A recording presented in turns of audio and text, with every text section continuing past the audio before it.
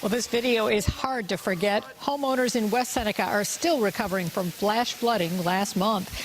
Now they're keeping their fingers crossed that it won't happen again this week. Communities are taking extra precautions this time around. News 4's George Rickard is live for you in West Seneca tonight. George? That's right. This part of Buffalo Creek has 10-foot ice walls. We're standing on one, and you see across to the other side, there's a good look at the 10 to 12-foot ice wall that has existed since the last flood, frankly, and everything in between is still frozen. This is a good example of the ice pack that will be melting quickly in a few days. Every resident should be prepared for at least for the first 72 hours of any event.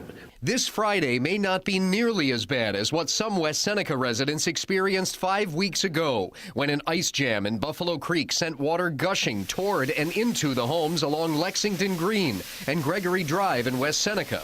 Starting tomorrow at the Winchester Community Church, those January flood victims can apply for financial flood assistance from the Small Business Administration. I want them to know that we as a municipality have been there for them from the very beginning and will be there until this whole process has been resolved. And this is a long process. Recovery of this magnitude will take some time, and we just ask for your patience, but our thoughts and prayers are with you. Today, West Seneca highway crews began preparing sandbags in case they're needed during the next thaw later this week. Make sure that your sump pumps are working. You got a backup sump pump. Find out where it discharges to. Make sure that the lines are clear. If you already have, take those priceless heirlooms or whatever you got in the cellar or wherever you might have water come in, get them elevated.